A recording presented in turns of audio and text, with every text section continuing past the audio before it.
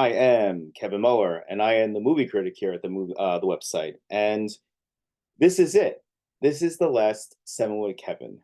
In this segment, I have been moving through most of what was released and I missed in 2023. I can't see everything. I'm not a professional movie critic. I do what I can. And then I've been marking off everything, giving it ratings, talking about it here over the last like 6 months, I think. And we're here at the end. And I know the last video I started from the top and went to the bottom because I really wanted to talk about and rip apart that movie, Dix the Musical, which I think I did. If you haven't seen it, go check it out. It was the last 7 with Kevin. Anyway, for the last one, I thought we go back to the traditional way, and I'm going to move from the bottom to the top. Thankfully, for the final edition, the movie gods made these films tolerable. There weren't really any one of these films that I really despised, more like I kind of felt disappointed in. And that brings me to my first film, which is Napoleon.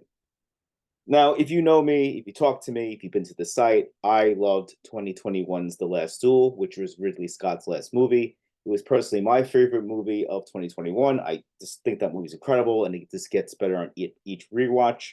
So when he wanted to bring Napoleon to the screen, I was very excited. Plus, he was getting Joaquin Phoenix and Vanessa Kirby replaced Jodie Comer as Josephine. And I'm like, hey, this is going to be good. It's going to be a great film. Let's see if you can do it again. It has all the elements of a Ridley Scott film that you actually know that are great. The costumes, the set design, the overall aesthetic of the film is great. You feel like you're there. The battles are fantastic. But there are a couple of problems, and one of the big problems is Joaquin Phoenix. If I read stories correctly, it kind of seemed that Ridley Scott didn't give him much direction, and you see it in the performance. The performance is all over the place. He makes Napoleon into this very weird, kind of like squirrely looking guy. Sorry. And it doesn't work here. The weirdness doesn't work with this character. I don't know. I just didn't buy it with this character, and I thought it was very off putting. And then just let me get out of the way that, while Vanessa Kirby is good as Josephine, I think, she is better than Jodie Comer, who was originally supposed to play this role. I think she just brought out the vile side better than Comer would. But their romance is really crappy in this movie. I did not like it. It came off very reality TV show at points, and in other points it came over very over melodramatic, and it just pulled me out of the film. But once again, if you just want to see really cool battle scenes and be engulfed in the aesthetic, give it a try if you're a fan of Ridley Scott. I know there's a 4-hour version coming out of this movie, and I may watch it. If it's stuff with Josephine and Napoleon, I'm probably gonna skip it. But if it expands on the history, because that's another problem with this movie, they compacted so much history into a 2 hour and 45 minute film. It just doesn't work. It would have been better as a miniseries. And unfortunately, Ridley Scott, I am giving this one 2 out of 5 hair pieces. My next film is Alien. And I always like to seek out smaller films. It's one of the reasons I do this list because, we all love Fall Guy, we all love Furiosa, but I like giving the smaller films attention. And with this one, you had Anne Hathaway, you had Thomasin McKenzie, two very good actresses. The younger one was in Jojo Rabbit and old, but she has a promising career. And also, she was in Last Night in Soho, and I enjoyed her there. And, Anne Hathaway is great. She's always good in the film. And in this film, you have Thomasin McKenzie playing a very shy clerical worker at a prison. Anne Hathaway comes in. She's a sex pot. She's mysterious. She's successful. She's an alpha female in like the 50s when that really didn't exist. And it's a really good setup, and it's an interesting setup. And it kind of reminds me of Fair Play, where it was really interesting setup, but the ending, it just doesn't work. It doesn't work. There's nothing really cool about the ending. It's lame if you really wanted me to tell the truth. It's just all this build up and nothing really happens at the end of the film. I mean, things happen, but it's not earned. I just felt I was like, okay, that happened. I guess that's how the movie's gonna end. I will give this movie credit. Shea Winningham from Boardwalk Empire, Wolf of Wall Street. He is very good in this movie. He plays the alcoholic father of Thomasin McKenzie's character. And I just thought this would be a little bit better, and I was just very underwhelmed by this film. But Shea Winningham and probably about 70% of this movie makes me give it a 2.5. out of 5 hair pieces. Number 3 is The Boys on the Boat, and this is going to be a very quick review. This is probably the most predictable film on this whole entire list. George Clooney has crafted a total crowd pleaser with this film. It's about the rowing team that went to the Olympics and did well at the Olympics. Um, but it's insanely predictable. You've seen if you watch a trailer and I just tell you that plot, you could probably just guess what that whole entire movie is about, beat by beat. The coloring scheme, the cinematography, the acting, the writing. It's a good movie. It's not a bad movie, but it's just predictable. Really offers nothing new. But it is a good natured film, and it does show a very important part of American history. And I'm going to give this one a very generous 3 out of 5 hair pieces. I assume that Disney has paid the medical bills for Ariana DeBose. Why? Because she is carrying this film on her back, and this film is called Wish. It's Disney's film to celebrate their 100th anniversary in the business, and you would just think that they would do a little bit better.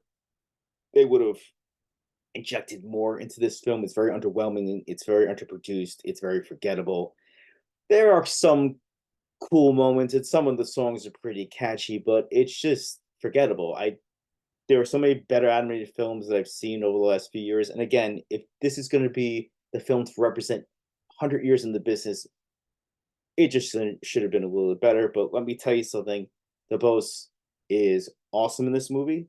She injects so much character and personality, and she's a good female role model for young girls in this movie. I loved her character, and of course, when she starts singing, you know how she is. She won the Academy Award for West Side Story, where she sang, danced, acted. Great performance, great actress. I'm looking forward to see what she does. Hopefully, she sticks to musicals like this. She gets maybe another chance at this because I really enjoyed her performance, and it is really one of the only things I enjoyed about this film. And it was such a strong performance. I'm going to give this a 3 out of 5 hair pieces. Next, in Freud's last session, Anthony Hopkins continues to show us that the passion and this basically the desire to be something incredible at your craft is has no age limit. Most people his age, he's like in his 70s or 80s, I think, like kind of duck out or kind of fall back. This guy keeps going. He won the Oscar like 3 4 years ago, and that was a total great performance. And personally, I know people wanted Chadwick Boseman to win, but in my opinion, Anthony Hopkins was incredible in The Father. Incredible, incredible performance. But here he plays Freud, and Matthew Good plays C.S. Lewis, and it's a fictitious retelling of a meeting they had, and they're debating the existence of God. Of course, C.S. Lewis went on to write the Chronicles of Narnia, so religion means a lot to him, where Freud is very theory based and scientific minded. So, they have a nice little debate. I'm not going to lie, this film was very slow. If you can stomach the pace and just watch Hopkins do his thing with a great performance by Good, who does deliver the goods, no pun intended. If you can stomach the runtime and the pace, you're going to be treated to a nice performance of, both of them on their own and when they're together. Great performance. And I'm going to give this one, because Hopkins is awesome, I'm going to give this one 3.5 out of 5 hair pieces. In Silent Night, John Woo is back on the big screen in America. And the film's gimmick is tied to the main character played by Joel Kinnaman, who, while pursuing his son's killers, he is caught and shot in the throat. You think he's going to die. He thinks he's going to die, but he wakes up. But unfortunately, his ability to speak is gone. And most of this movie has limited dialogue, very, very limited dialogue, maybe like a couple of words strung together by some character. But for the most part, the gimmick of this movie is it's kind of like a silent movie, but obviously it's not a silent movie because there's gunfire going out. But Joe Kinnaman is fantastic in this movie. I really enjoyed him. Obviously, he can portray like the badass tough guy, but he also projects so much intensity of love, fear, anger, loss through his face. It's a very great facial performance. And I just the one thing I complain about this movie, because the action's pretty good. It's ridiculous. It's over the top. It's a John Woo film. So what do you expect? I just hate the CGI blood. I hate it. I hope Hollywood does not do this. It looks cheap. It doesn't fly like real blood or fake blood. Like Abigail that came out this year, that movie had great blood effects is it's real blood. They were really being covered by blood, and it basically absorbs you into the story. The fake blood pulled me out of the story, but I really enjoyed the kick-ass action and Kinnaman's performance, and I'm going to give this one 4 out of 5 hair pieces.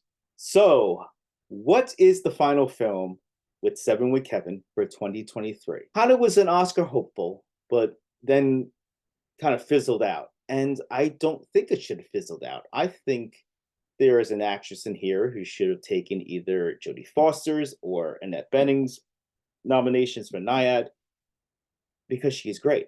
But the movie's not about her. And what is this movie? This movie is called All of Us Strangers. And I was overjoyed that this one was the one I was ending on because last year I ended on Armageddon Time, and that was a film I really thought wasn't that good. It was kind of slow and boring.